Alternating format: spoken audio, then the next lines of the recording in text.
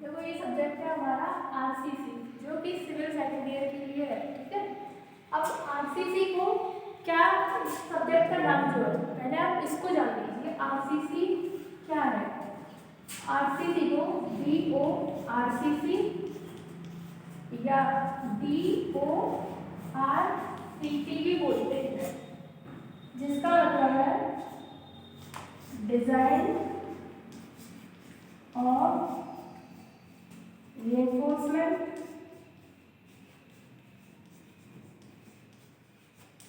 Cement concrete.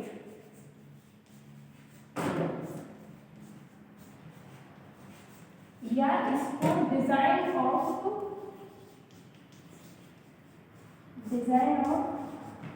reinforcement concrete technology भी कहते हैं।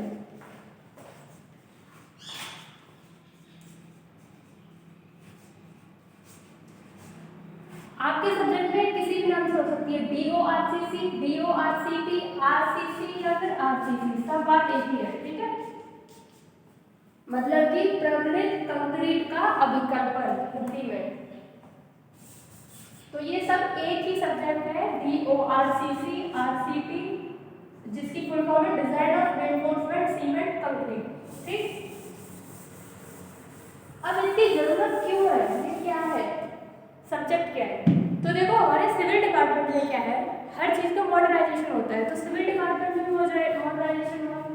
पहले ब्रिक के घर बनते थे, ईंटों के, उसके बाद आया सीमेंट कंक्रीट सीसी, फिर आया आरसीसी, उसके बाद आया स्टील। जैसे जैसे हमें आवश्यकता लगती गई वैसे वैसे हमने मॉडर्नाइजेशन किया।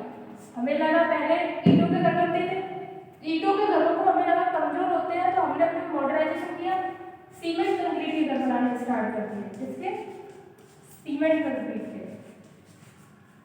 अब मॉडर्नाइजेशन तो ऐसी चीज है जो हर चीज में होती है, सीमेंट कंक्रीट में कुछ कमियां थी, इसलिए हमने आरसीसी स्ट्रक्चर स्टार्ट किया। और आरसीसी से भी और ज्यादा मॉडर्न और फायदेमंद होता है स्टील स्ट्रक्चर। हम अपने पिछले सेमेस्टर में, आपको पता है आप फर्स्ट ईयर में ब्रिक पढ़ चुके हो, थर्ड सेमेस्टर में आपने सीसी पढ़ा था, सीमेंट कंक्रीट टेक्नोलॉजी के रूप में। अब हम फोर्थ सेमेस्टर में पढ़ रहे हैं आरसीसी। इससे आगे नेक्स्ट सेमेस्टर में आप स्टील भी पढ़ोगे, तो पहले आरसीसी की नॉलेज लेते हैं।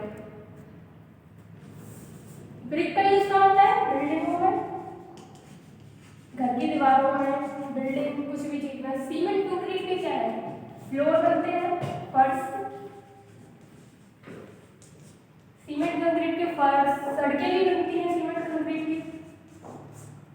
आरसीसी का प्रयोग क्या होता है, नॉर्मली आप लोगों ने देखा होगा आरसीसी का प्रयोग आपके घरों की छतों में होता है, किसमें, छतों में। इसके अलावा कॉलम में, नींव में, पानी की टंकियां भी आरसीसी की बनाई जाती हैं।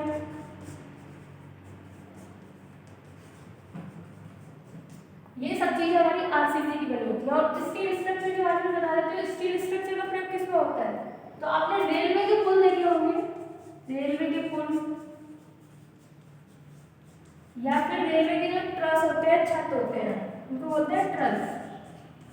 फैक्ट्रियों के, कंपनियों के स्ट्रक्चर होते हैं, ट्रसेस होते हैं, ढांचा जिनके ऊपर प्लास्टिक शीट लगा दी जाती है, वो सब हमारे स्टील स्ट्रक्चर में आते हैं। ये तो आगे का है। अभी हम अपना आरसीसी को देखते हैं। तो आरसीसी समझ आ गया ना, आरसीसी के स्ट्रक्चर कैसे होते हैं, छतें, कॉलम, नींव, पानी की टंकियां, आरसीसी की दीवारें भी बनती है। अब हम डीपली जानते हैं आरसीसी को। आरसीसी, आपसे पूछा जाए आरसीसी किसे कहते हैं, तो जब सीमेंट कंक्रीट में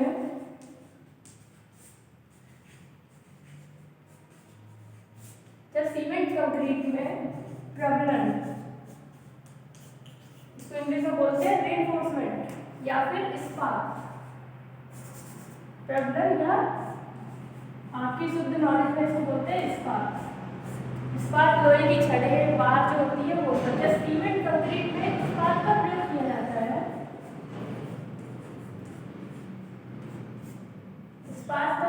किया जाता है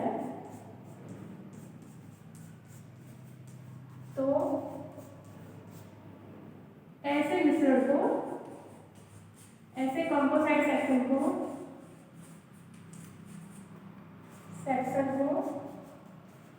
आरसीसी कहते हैं।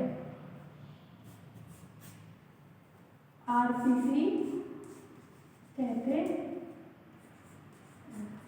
आरसीसी कोई बड़ी चीज नहीं है। आरसीसी की डेफिनेशन पूछी जाए तो जब सीमेंट कंक्रीट में प्रबलन इस्पात का प्रयोग किया जाता है तो ऐसे मिश्रण को, ऐसे सीमेंट कंक्रीट को क्या कहते हैं? RCC, reinforce cement concrete. ठीक है, सीमेंट कंक्रीट में हमने क्या बनाया? इस्पात। अब आपसे पूछा जाए सीमेंट कंक्रीट में हम इस्पात को मिला क्यों रहे हैं, इसको हम डाल क्यों रहे हैं?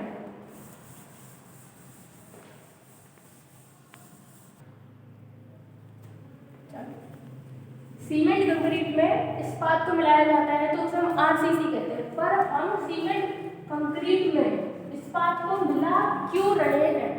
क्या नीड पड़ रही है जो सीमेंट कंक्रीट में इस्पात को मिलाना है? तो आपने अपने पिछले सेमेस्टर में सीमेंट कंक्रीट में पढ़ा था, सीटी में, सीमेंट कंक्रीट टेक्नोलॉजी होती। इसके लिए आरसीसी के लिए आपको सीमेंट कंक्रीट को रिवाइज करना पड़ेगा, जो आप पिछले सेमेस्टर में पढ़ चुके हो, तभी आप आरसीसी को आगे कंटिन्यू कर सकते हो। ठीक है, तो सीमेंट कंक्रीट आपको पता है संपीड़न में, किसमें? संपीड़न में बहुत मजबूत होती है। सीमेंट कंक्रीट हमारी संपीड़न में बहुत मजबूत होती है, लेकिन अगर ऐसे मेंबर, कोई मेंबर है जिसमें तनन और संपीड़न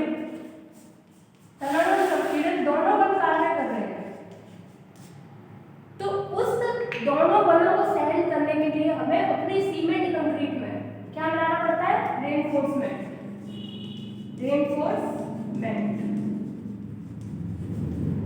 जब सीमेंट कंक्रीट में तनन और संपीड़न दोनों प्रतिबल उत्पन्न हो रहे हो तो तनन बल को वहन करने के लिए हमें सीमेंट कंक्रीट में रेनफोर्समेंट मिलाना पड़ता है।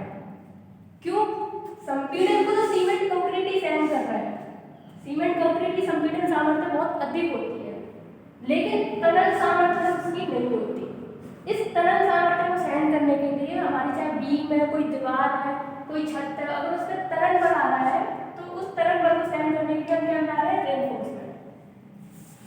इसको समझिए ऐसे, आपका सीमेंट कंक्रीट है,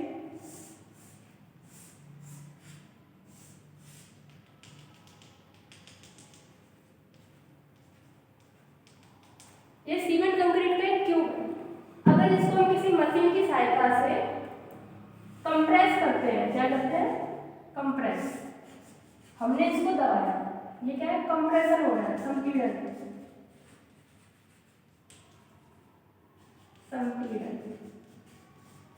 अब आप ये मत सोचिएगा कि सीमेंट कंक्रीट के ट्यूब को हम हाथ से दबा रहे हैं, इनको मशीनों के द्वारा दबा के इनकी स्ट्रेंथ चेक की जाती है।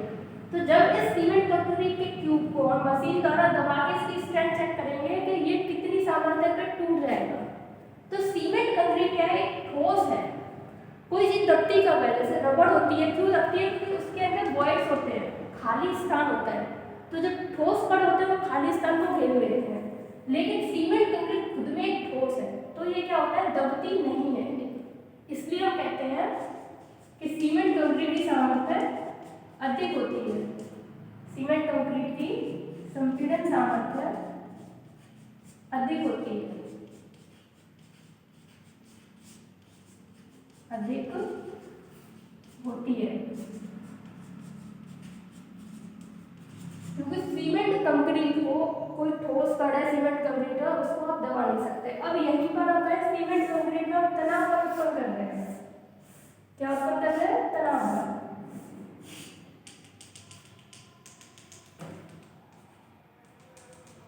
ये एक ट्यूब है सीमेंट कंक्रीट का, इसको हमने खींचा, किसकी सहायता से?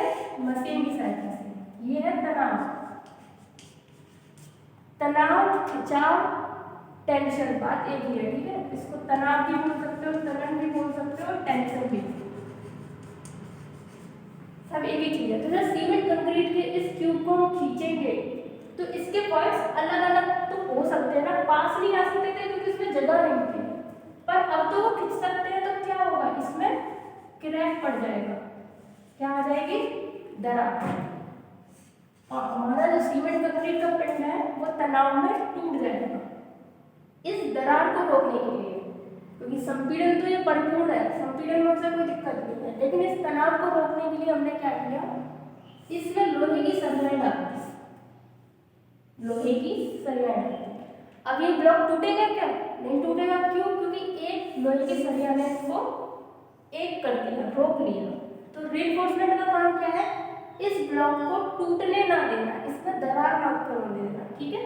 ये तनाव से रोक रही है ये बार, रीइंफोर्समेंट।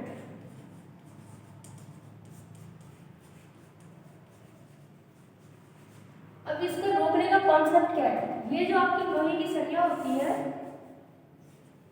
ये बार अगर इसको खींचा जाए तो क्या इसके दो टुकड़े होंगे, नहीं होंगे, क्योंकि ये लचकदार होती है। अगर आप इसको खींचेंगे तो ये कुछ इस शेप में हो जाएगी।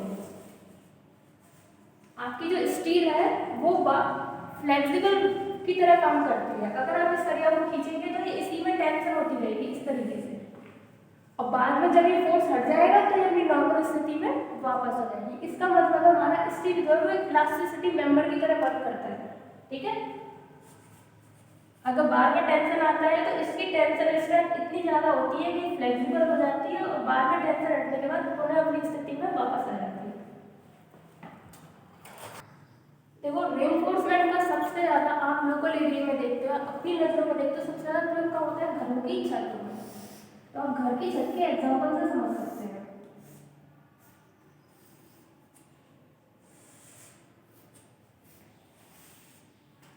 ये आपकी घर की अगर कोई छत है, छत पर लोग खड़े होते हैं, वजन आता है, सब कुछ होता है। अगर इस छत पर वजन आ रहा है बहुत ज़्यादा, और ये प्लेन सीमेंट कंक्रीट है, ऐसी पीसीसी प्लेन सीमेंट कंक्रीट, तो जब इसे लोड आएगा तो क्या होगा, ये किसी ना किसी दिन इस तरीके से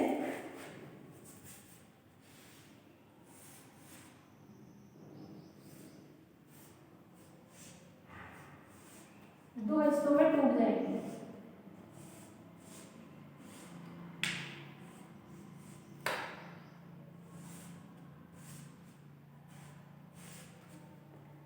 यहाँ जहाँ लोड पड़ेगा, जहाँ सबसे ज्यादा लोड पड़ेगा, वहां से आपकी ये इस तरीके से स्लैब दो हिस्सों में टूट जाएगी अलग अलग। अगर इसके अंदर टेंशन नहीं होगा तो इसी वजह से जो आपका लेंटर पड़ता है, छत जो होती है उसके अंदर हम सबसे ज्यादा सरिया डालते हैं, इस वजह से, ताकि ये इस तरीके से टेंशन में टूटे ना। अगर इसी के अंदर सरियों को डाल दिया जाए इस तरह की, तो क्या होगा, इस तरह की सरियों को डाल दिया जाए तो ये जो पहले रिजिड बॉडी थी वो अब फ्लेक्सिबल बॉडी की तरह वर्क करने लगेगी, आपके कुछ इस तरीके से वर्क करने लगेगी।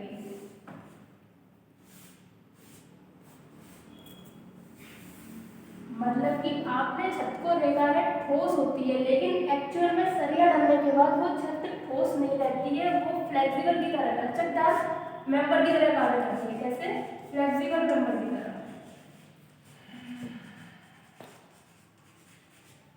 जब तक इसके अंदर सरिया नहीं पड़ी हुई थी, ये रॉड नहीं थी, तब तक ये ठोस मेंबर की तरह कार्य करती थी, रिजिड मेंबर की तरह।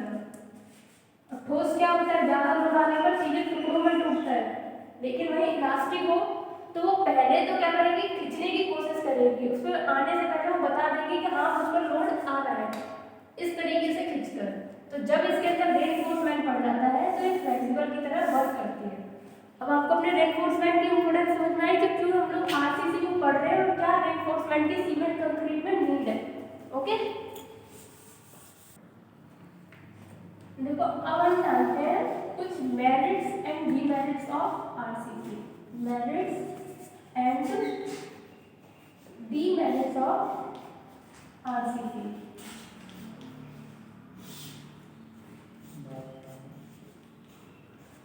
कोई भी चीज होती है उसके फायदे के साथ साथ उसके नुकसान भी होते हैं, या किसी में अगर कुछ अच्छाई है तो बुराई भी होती है, ठीक है।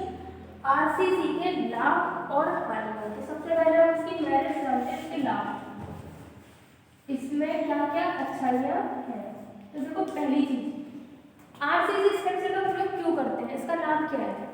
आरसीसी स्ट्रक्चर की एज बहुत ज्यादा होती है। क्या ज्यादा होती है, आयु।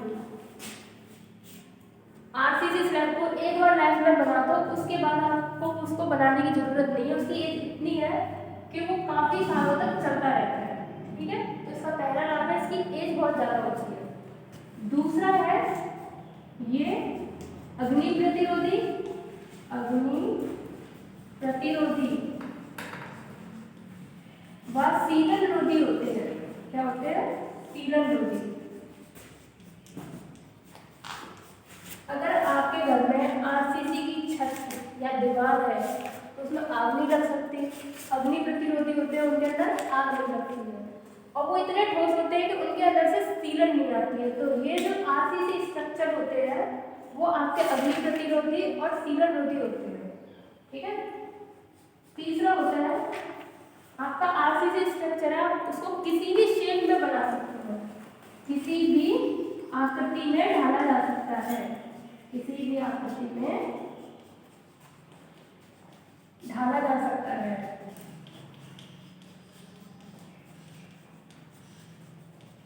पानी की टंकियां कैसी होती हैं, गोल। किसकी बनी होती है, आरसीसी की। वहीं पर आपके जो कॉलम होते हैं वो कैसे होते हैं, चौकोर भी होते हैं, गोल भी होते हैं। तो क्या है, आरसीसी के है बट उनको किसी भी आकृति में, किसी भी शेप में ढाला जा सकता है। ये इसका तीसरा फायदा है।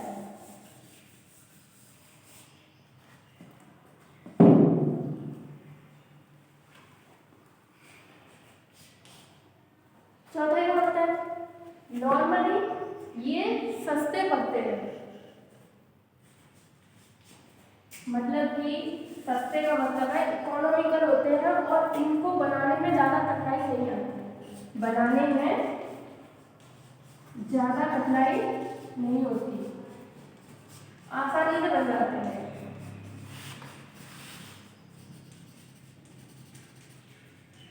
ये तो इसके लाभ हो गए, मेरिट्स हो गए। अब हम बात करें डीमेरिट्स की, इसकी हानि होगी या फिर इसमें कुछ कमियों की। कमियां कौन कौन सी है, तो देखिए इसकी सबसे पहली कमी जो है, सबसे पहली कमी इसकी ये है, अगर आपने आरसीसी स्ट्रक्चर चौकोर बना दिया, आपने अपने घर में कॉलम लगा दिया स्क्वायर शेप में, आपने तो लगा दिया स्क्वायर शेप में, लेकिन आपके घर वालों को स्क्वायर शेप पसंद नहीं आई, वो कहते नहीं हमें तो राउंड चाहिए था। तो एक बार ढलने के बाद आप इस शेप को चेंज नहीं कर सकते हो। इसकी पहली कमी क्या होती है, एक बार शेप चेंज होने के ढलने के बाद दोबारा चेंज नहीं हो सकती, शेप चेंज नहीं हो सकती। एक बार डिसीजन ले लिया, जो बन गया वो बन गया, उसके बाद उस शेप को आप चेंज नहीं कर सकते।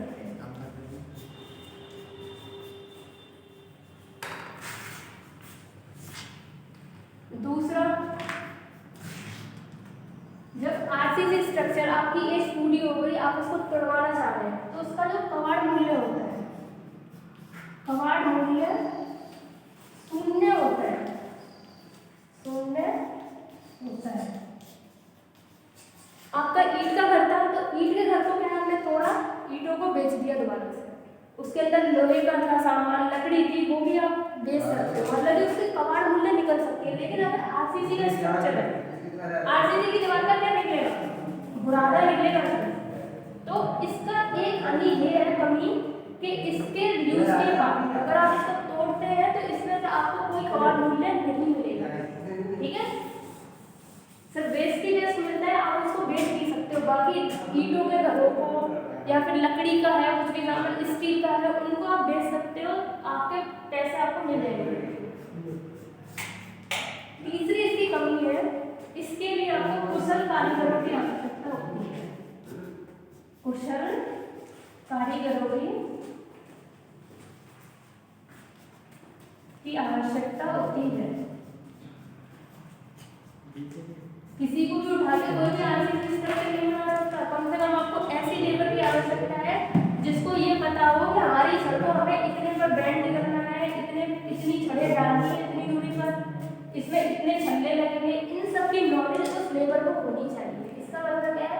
ट्रेनिंग स्किल लेबर की आवश्यकता पड़ती है। तो ये मेरिट्स एंड डिमेरिट्स, ये क्वेश्चन थ्योरी क्वेश्चन आता है वीडियो में।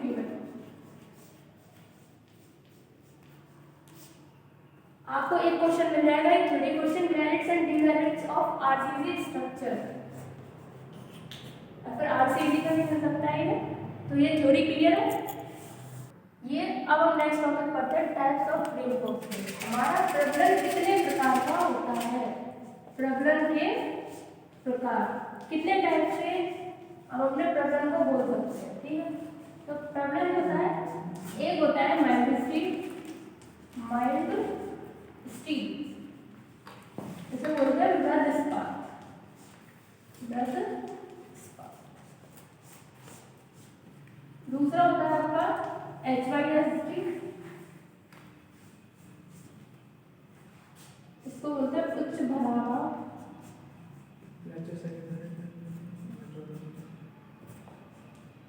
सामर्थ्य इस्पात।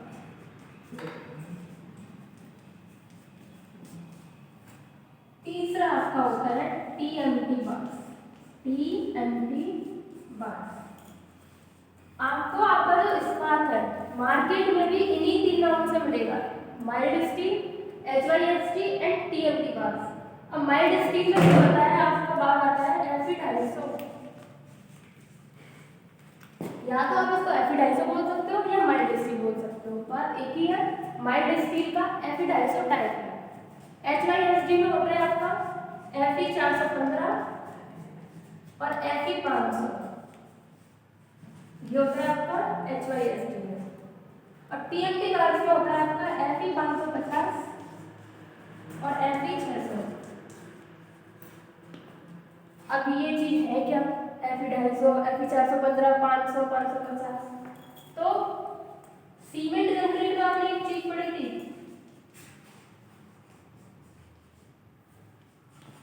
M20, M15, जिसमें कि M क्या था हमारा मिक्स।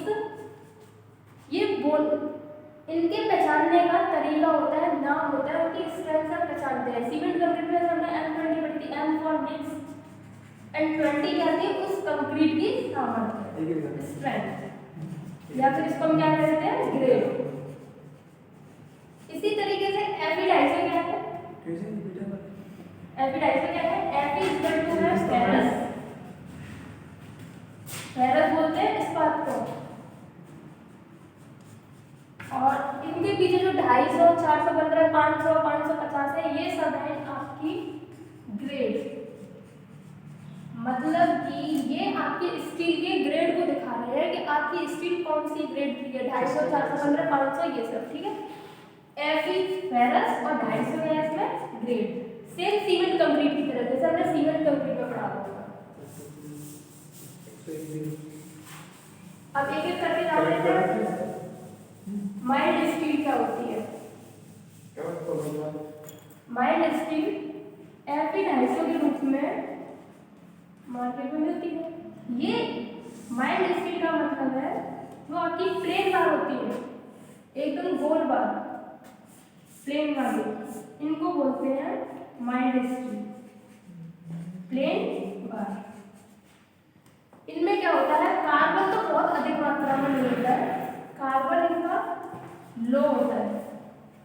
इस स्टील के अंदर कार्बन की मात्रा लो होती है, एंड इसकी जो डक्टिलिटी होती है, तन्यता, मतलब कि तन्यता बोलते हैं इसका फ्लेक्सिबिलिटी को, ये इसकी बहुत अधिक होती है।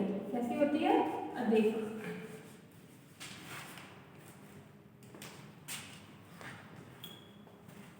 माइल्ड स्टील मार्केट में प्लेन बार्स के नाम से भी मिलती है, मतलब कि या तो आप प्लेन बार बोल लो, Fe250 बोल लो, माइल्ड स्टील बोल लो, बात एक है, ठीक है। माइल्ड स्टील को कैसे डिफाइन करेंगे, ये गोल बार होती है प्लेन, जिनकी कार्बन की मात्रा कम तथा तन्यता अधिक होती है। अब बात करते हैं HYSD की। HYSD इसकी फुल फॉर्म है high yield strength deform bars. कभी कभी एग्जाम में पूछ लेते हैं इसकी फुल फॉर्म क्या है, high yield strength deform bars. कौन कौन सी ग्रेड में मिलती है, FE 415 और FE 500। ठीक है, दिखने में कैसी होती है मार्केट में, अब यही बात चलती है, हमने देखी होंगे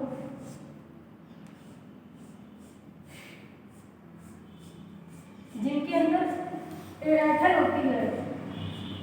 नॉर्मली घर में यही वाली शर्ट डलती है जो इठी हुई होती है, ये कौन सी होती है, HYSD बार। इनका यूज क्यों किया जाता है, जब इसके साथ सीमेंट कंक्रीट को यूज करते हैं तो सीमेंट कंक्रीट क्या है, इन एथलों में बढ़ जाता है और अच्छी तरीके से इस बात को जकड़ लेता है अपने साथ, इसलिए अब इसमें ये हाई स्ट्रेंथ होती है और अच्छा बॉन्ड देती है सीमेंट कंक्रीट में। ठीक है, ये कैसी है, डिफॉर्म, इठी हुई बार, ऐठी हुई बार,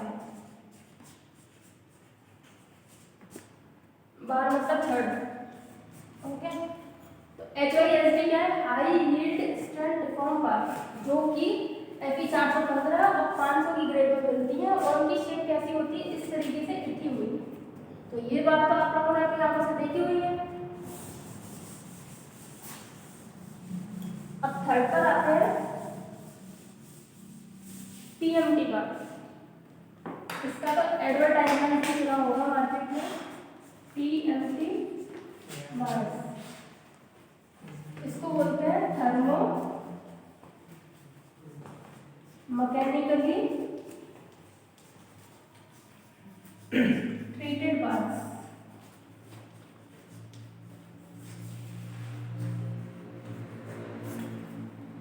इसकी फुल फॉर्म है थर्मो मैकेनिकली ट्रीटेड बार्स। तो इसकी ग्रेड क्या थी, ये सबसे हाई ग्रेड में मिलती है 550 और 600।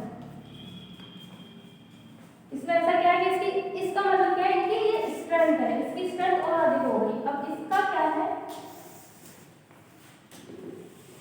जब आप मार्केट में खरीदने जाते हो तो होती TMT बार्स है, होती है रिक्ट है, लेकिन इनको अलग कंडीशन पर बनाया जाता है, मतलब कि इनका बनाने का तरीका जो है फैक्ट्रियों में वो अलग है। इनको ऐसी कंडीशन में बनाया जाता है कि इनकी ऊपर की लेयर, मतलब कि जो ऊपरी सरफेस होता है वो तो इनका ठोस होता है, कैसा होता है, ठोस, लेकिन ये अंदर से देखा जाए तो ये अर्ध ठोस अवस्था होती है। कैसी होती है, अर्ध ठोस अवस्था में।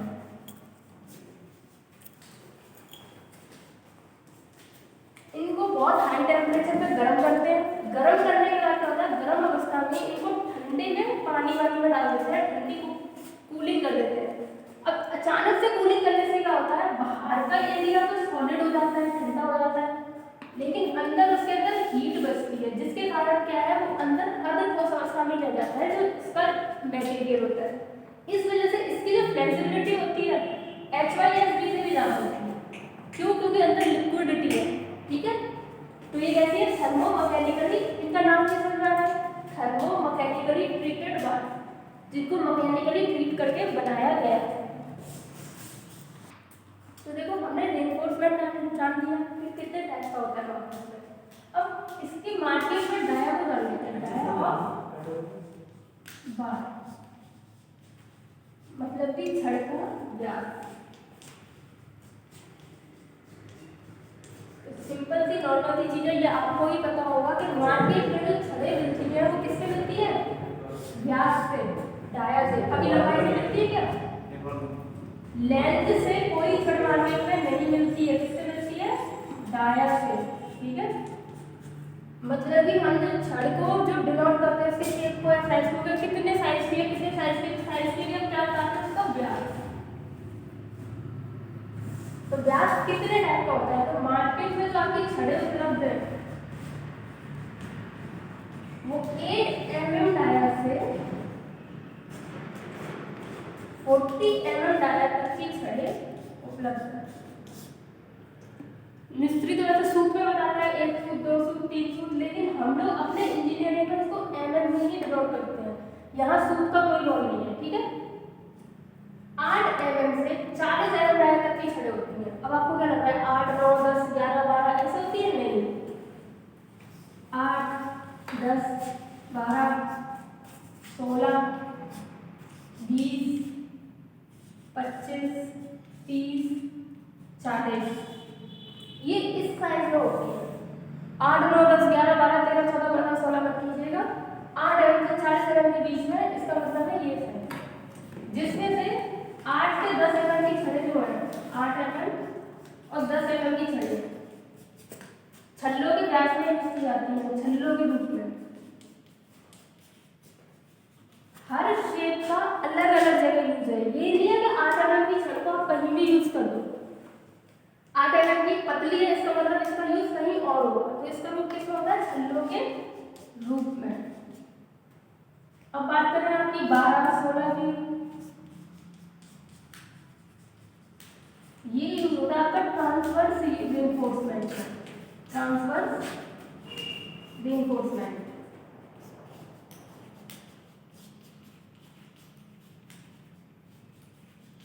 ट्रांसवर्स रीइंफोर्समेंट क्या है? जब छतों में कोई ये छत होती है, इसमें जब आप सरिया डालते हो तो स्क्वायर शेप में डाली जाती है इस तरीके से, जिसमें से ये जो होता है इसको बोलते हैं मेन रीइंफोर्समेंट,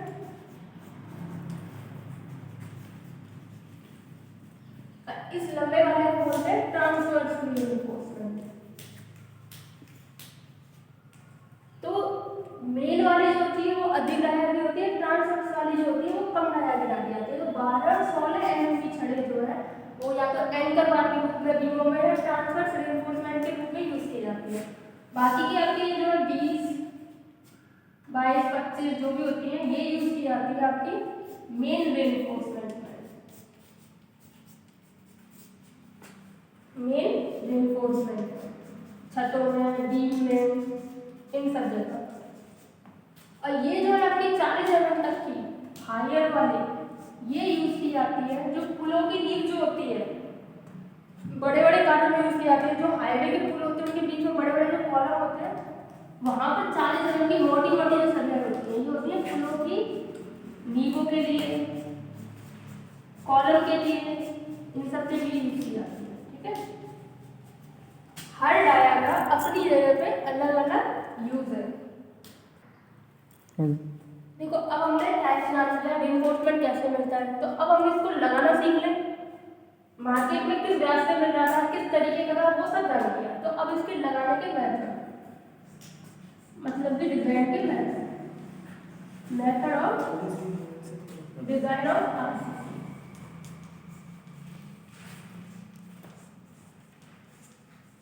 हमको इस सब्जेक्ट में करना क्या है? हमको डिजाइन करना है किसी छत को, किसी खंबे को या फिर कॉलम को, फिर छत में कितनी सरिया, कितने व्यास की, कैसे कैसे डलेंगी, कितनी लगेंगी, वो सब डिजाइन में आता है।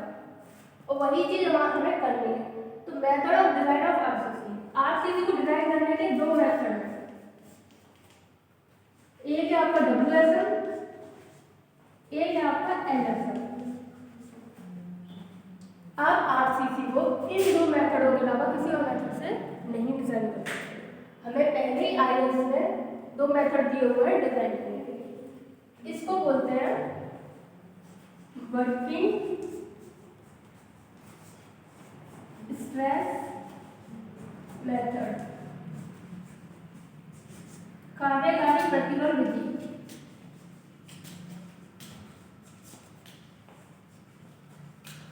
प्रतिबल विधि, ये है आपका limit state method. Limit state method, चरम सिद्धांत विधि। चरम सिद्धांत विधि,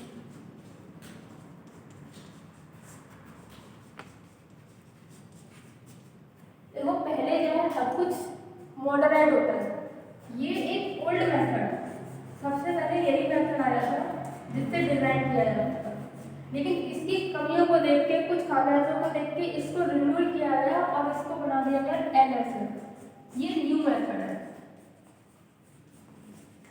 हमको अपने आरसीसी में इन्हीं 2 मेथडों की बात करनी है, WSM की और LSM की। तो वर्किंग स्ट्रेस मेथड और लिमिट स्टेट मेथड, ये ओल्ड मेथड है, ये न्यू मेथड है। रिसेंट में ये मेथड यूज किया जाता है, पर हमें इसकी नॉलेज भी होना जरूरी है। इसकी नॉलेज नहीं होगी तो हम इसको नहीं कर सकते। और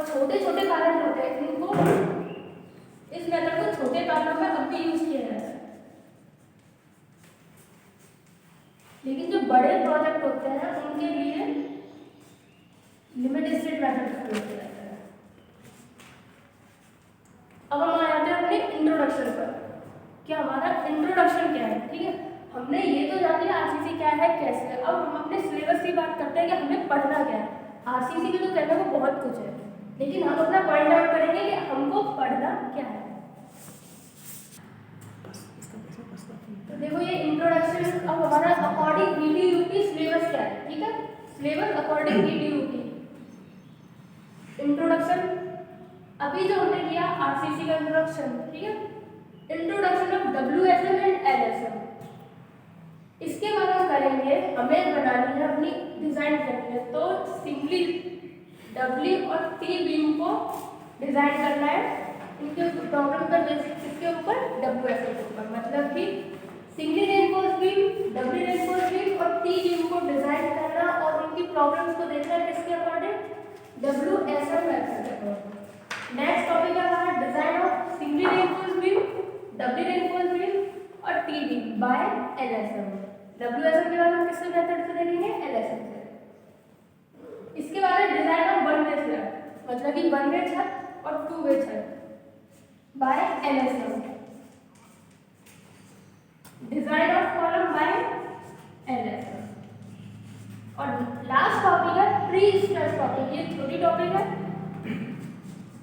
ये छोटी टॉपिक है और नॉर्मली टॉपिक है। इसमें से पेपर में एक क्वेश्चन आता है, लेकिन बाकी के आपने ये जो है ये न्यूमेरिकल क्वेश्चन है और जो भी क्वेश्चन करना है आरसीसी का सब कुछ यही है, ठीक है। ये टॉपिक तो इन सब को करने से पहले हमें इंट्रोडक्शन जानने पड़ेंगे। पहला इंट्रोडक्शन हमारा हो गया। अब हम नेक्स्ट लेक्चर में लेंगे introduction of WSM and LSM. WSM LSM तो मेथड ये मैं बता ही चुकी हूँ, तो नेक्स्ट टॉपिक में हम इस को लेंगे, ओके।